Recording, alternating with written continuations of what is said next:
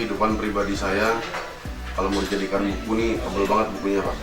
Jadi saya ngalamin jatuh bangun usaha itu udah puluhan kali Pak, yang namanya nyungsep sampai nyungsep bener-bener mau buat makan aja nggak bisa, saya pernah ngalamin hal itu.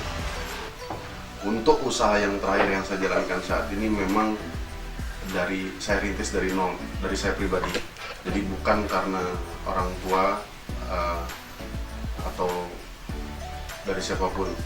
Yang saya ambil dari orang tua saya adalah memang saya dilahirkan dari anak yang punya kemampuan untuk tukang servis, itu aja. Kakek saya tukang servis, bapak saya tukang servis, saya juga tukang servis. Cuman kebetulan yang diservis beda-beda. Kalau kakek saya itu elektronik, bapak saya juga elektronik, kalau saya ke beton.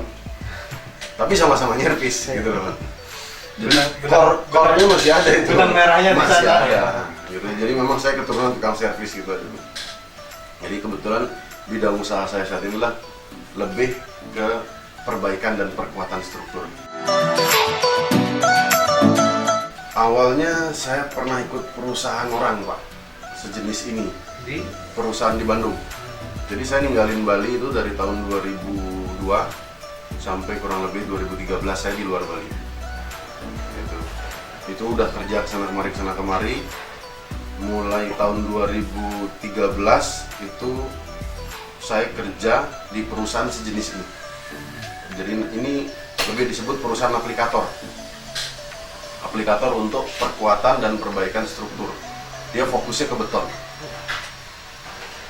Mau beton rusak, mau beton bermasalah kayak bocor apa segala macam, beton struktur bangunan yang ambruk, struktur bangunan yang pasca gempa, struktur bangunan yang pasca kebakaran, itu kita lebih intens perbaikan ke sana. Atau struktur bangunan yang terkena bencana alam. Saya tahun 2013 ikut di perusahaan seperti ini, perusahaannya ada di Bandung, tapi saya ditempatkan di Bali. Jadi waktu saya ngelamar di perusahaan itu, saya diterima di Bandung, kebetulan langsung ditawarkan untuk ngisi posisi yang di Bali. sebagai Awal saya hanya admin teknik, jadi untuk mendata pekerjaan harian di lapangan, di nge-backup laporan gitu Mas. Harian ini kita melakukan apa aja, di backup laporannya. Tapi karena waktu itu di Bali juga nggak banyak orang, banyak pekerjaan yang saya rangkap. Jadi dari mulai admin teknik, terus ikut juga buat penawaran harga ke customer, ikut juga bantu untuk di penagihan, hampir all in itu saya ikut di semua lini. Dari 2013 sampai dengan 2015 akhir, saya di perusahaan itu, namanya PT Respect Indo Group. Perusahaan saya yang saya ikut dulu. 2015 Desember saya resign. Saya resign dan saya sampaikan ke mantan bos saya dulu bahwa saya akan buka perusahaan sejenis. Yang buat saya resign waktu itu sebetulnya banyak motivasi dari istri saya sih. Waktu itu istri saya mengatakan ke saya bahwa menyemangatin ke saya bahwa kamu sebetulnya punya kemampuan untuk berdiri sendiri. Buat apa ikut orang terus? luar biasa itu. Jadi malah sampai istri saya waktu itu bilang kalau kamu nggak mau keluar dari zona nyamanmu, maksudnya zona nyaman tuh kita digaji ini kan zona nyaman ya? Iya, sudah pasti dapat gaji. Itu zona nyaman, jadi saya udah dapat pasti gaji, saya bisa kasih makanan anak istri, udah selesai. Tapi hanya seperti itu. Jadi saya bilang, kalau kamu nggak berani keluar dari zona nyamanmu, berarti saya nggak kenal kamu yang dulu. Dia bilang sama saya, setahu saya kamu ini orang yang nekat, berani melakukan suatu hal yang konyol gitu biasa. Jadi 2015 itu sebetulnya Desember saya pergi ke notaris untuk buat akte PT itu bukan karena saya pintar, tapi karena saya bodoh. Jadi saya bodoh, saya nggak tahu bedanya PT sama CP. Bayangan saya bikin PT itu keren lah gitu aja. Kalau CP, nanti ikut tendernya nggak bisa yang gede-gede gitu. Iya. Berarti prospeknya langsung tinggi ya? Nekat, karena bodoh tadi saya bilang, bukan karena pintar ya, karena bodoh gitu. Jadi waktu itu saya buat izin PT yang notabene saya tidak punya karyawan. Saya sendirian, saya cuman punya satu meja kecil di rumah saya. Tapi bisa Pak? modal saya modal nekat dan goblok mas ya, tepatnya nekat dan goblok gitu. Cuma sendiri di rumah satu laptop dan saya punya satu printer. Jadi waktu itu kebetulan saya dikasih proyek di Angkasa Pura, tapi nggak langsung ke Angkasa Puranya, ke Adikarya. Waktu itu mereka ada perbaikan hanggar, mereka lagi bangun hanggar, terus ada kerusakan, ada retak-retak. Kebetulan saya mengerti nih, penanganan nih keretakan beton ini seperti apa gitu. Saya dipanggil sama Adikarya karena dia waktu itu kenal saya masih kerja di Respect, cuman tapi saya sampaikan ke Adikarya bahwa saya sudah resign dari Respect dan saya berdiri sendiri. Dia bilang nggak apa-apa Pak, saya nggak peduli nama PT-nya, yang penting orangnya. Coba buatin penawaran, saya buatin metode kerja, langkah-langkahnya saya buatin sendiri, saya serahkan, mereka oke. Saya kerja, saya cari orang harian, pekerja harian, saya arahkan untuk melakukan pekerjaan sesuai instruksi saya, jadi saya tungguin di situ, kerjakan. Pekerjaannya alhamdulillah selesai, tapi nggak dibayar. Dan itu adalah satu sisa uang modal saya. Sisa modal saya yang saya dapat bonusan dari PT saya lama waktu saya resign. Itu Januari 2016. Habis. Jadi uang saya waktu itu cuma cukup bayar tenaga harian saya, bayar material. Setelah itu saya nggak punya uang sama sekali. Di saat itu rasanya saya sudah kayak mau bunuh diri aja. Udah stres berat saya. Uang nggak ada, ngasih istri sama anak juga udah kebingungan. Nagih, Mas tahu sendiri BUMN kayak gimana, sulitnya nagih. Yang bisa saya lakukan cuman nangis di ibu saya. Ibu saya udah almarhum kan. Ibu saya, bapak saya udah almarhum dua-duanya. Saya cuma nangis ke ibu saya bilang tagihan saya macet mah. Itu kondisi kedua orang tua saya juga yang sudah tua dan tidak bekerja, jadi tapi masih ada waktu itu ya Pak ya? Masih ada waktu itu. Cuman memang itu sebetulnya tugas saya juga untuk dan saudara-saudara saya untuk nafkahin orang tua, karena orang tua kita udah nggak bekerja. Jadi alhamdulillah saya tiba-tiba dapat rezeki dan fotonya masih ada sampai sekarang, saya simpan. Yang itu mas di pojok, itu saya bisa bilang customer pertama saya. Itu Grand Inakuta. Oh iya tahu saya. Grand Inakuta yang ada di Kuta. Itu dia panggil saya mau waterproofing. Jadi ada Bris Resto, namanya dia ada di sana, Bris Resto, dibocor. Kami PT Respect Indogrowth ya, waktu itu pernah mengerjakan juga di atap yang lainnya kebocoran mereka. Jadi dia telepon saya lagi, dia bilang Pak ada lokasi lain yang bocor juga. Saya datang, saya bilang, saya Yusuf Pak, bukan Respect Indogrowth. Saya bilang, Bapak masih mau terima saya nggak? Chief Engineering-nya waktu itu Pak Wirasta, sekarang udah pensiun kan. Dia bilang, nggak masalah bro, yang penting bangunan gua nggak bocor. Lo mau pakai bendera A, B, C nggak ada urusan. Survei, buatkan metode kerja, presentasi ke GM-nya. GM-nya bule waktu itu. Saya lupa namanya, orang Belanda. Tapi bisa bahasa Indonesia. Itu awalnya Pak ya? Itu awal. Itu proyek saya selanjutnya dan saya dikasih DP. Proyeknya 600 juta, saya dikasih DP 30%. Di situ saya bisa bernafas. Itu kurang lebih Februari 2016. Merinding apa ya? Ya, itu. Alhamdulillah dari sana mulai terus saya ada customer. Kuncinya cuma satu mas, jujur. Dan kita bisa memberikan apa yang kita janjikan ke customer. Kita menjanjikan A, ya kita berikan A. Kalaupun ada kekurangan, kita harus segera sampaikan dengan rinci apa kendalanya. Saya coba masuk ke Angkasa Pura lagi. Dari mulai saya ikut ke anak perusahaan Angkasa Pura sampai sekarang saya sudah terdaftar di vendor resminya Angkasa Pura 1. Sabar nak, gitu aja. Ibu saya jawabannya cuma satu, sabar nak. Hanya itu aja. Banyak sebetulnya kejadian-kejadian yang mustahil yang di luar nalar saya tentang ibu saya. Jadi pernah beberapa kali kejadian saya ikut tender yang notabene saya harusnya saya kalah, tapi justru saya menang gitu. Karena doa seorang ibu tadi. Istri saya tetap selalu bilang bahwa kamu pasti bisa. Istri saya memang orangnya semangat juangnya tinggi juga. Jadi semangatnya dia tuh luar biasa.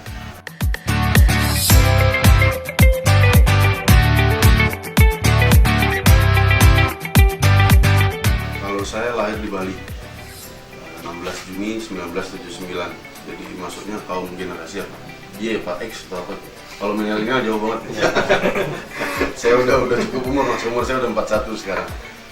Kalau orang tua saya basicnya adalah tadi sama saya bilang bukan orang berada, tapi orang tua saya cukup memberi kebebasan kepada anak-anaknya, nggak terlalu otoriter.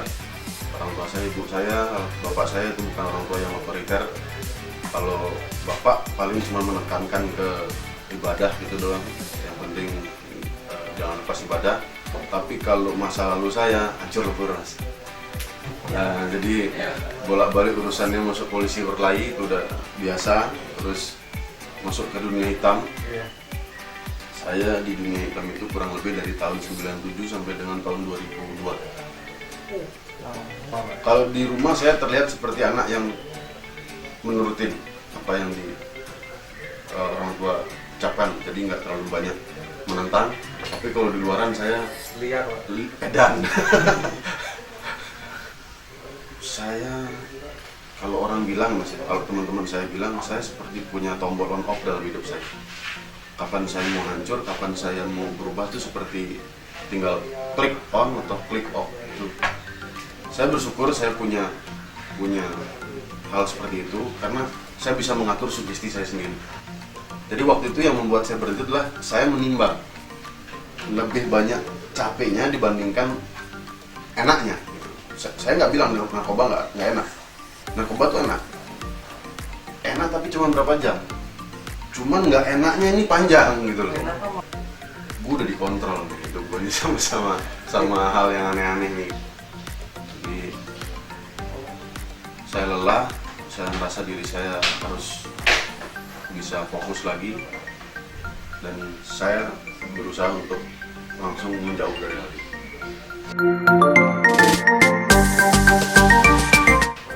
Saya kembali untuk coba mengangkat keberanian diri saya, menghargai diri saya sendiri.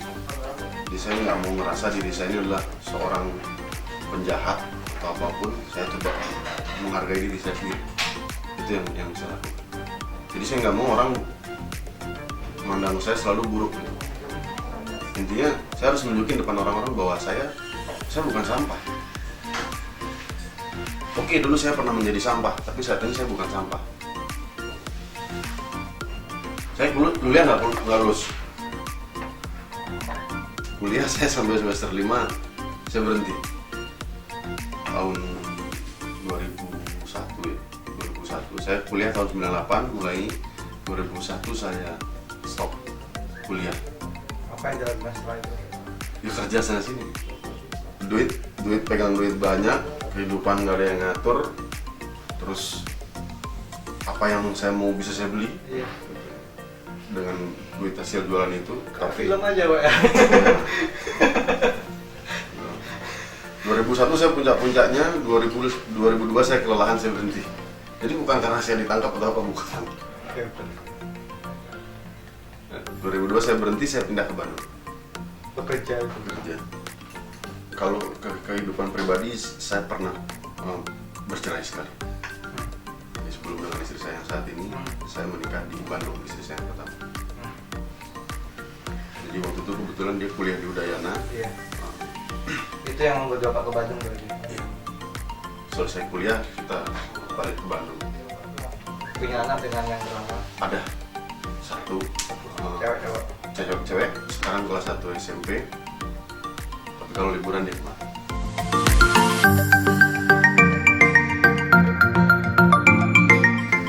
Ibu saya orang yang selalu menyemangati saya. Dia nggak pernah melihat saya, dia tidak pernah melihat satu keburukan pun dalam diri saya. Tahu Bapak nakal? Oh, tahu. Akhirnya tahu, saya bercerita. Tapi dia berbesar hati. Berbesar hati. Apa yang dia katakan? Ya nggak apa-apa. Orang kan bisa berubah jadi baik. Tuh, ibu saya tahu badan saya tatoan. Saya tatoan itu konyol ya. Saya SMP kelas 1 saya minta untuk sekolah pesantren. Pesantren itu cuma pengen tahu sebetulnya, bukan karena disuruh, saya pengen tahu pesantren itu gimana sih gitu. Ternyata pesantren biasa-biasa aja gitu, nggak seperti ceritanya orang yang ketat segala macam gitu. Akhirnya saya nggak menemukan lagi tantangan di pesantren, saya minta pulang. Setahun di pesantren saya pulang. Pulang dari pesantren saya tato lah. Jadi dalam kepala saya ini selalu banyak pertanyaan dan banyak pingin jawaban gitu. Itu di kepala saya. Jadi Mencari jati diri. pengen tahu ini, pengen tahu itu, pengen tahu aja.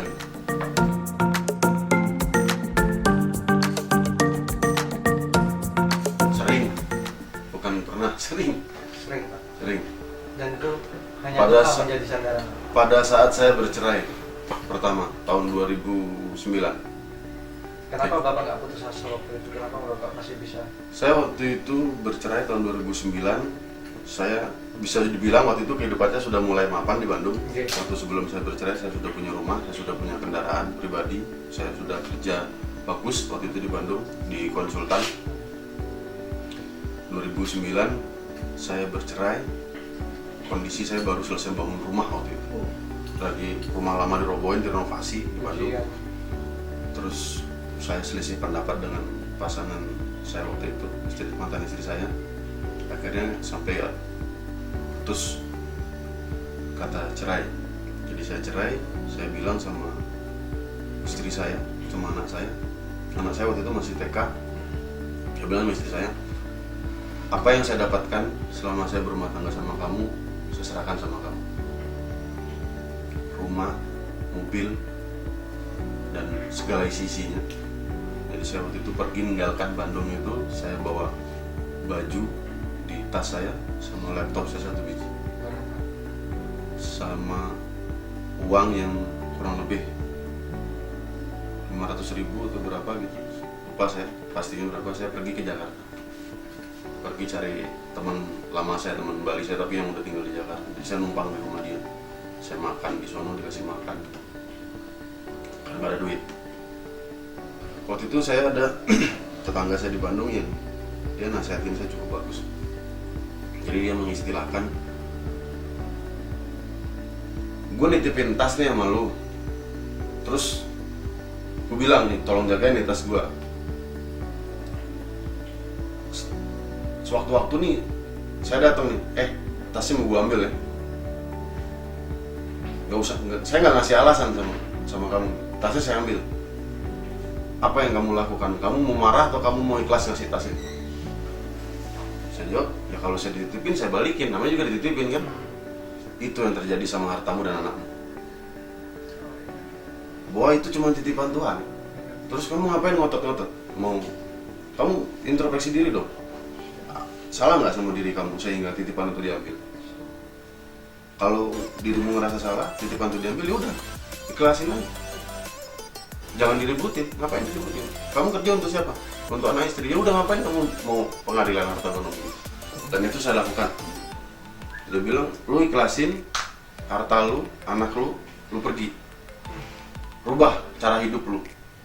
Ada yang salah sama diri lu. Satu-satunya rubah ya Pak.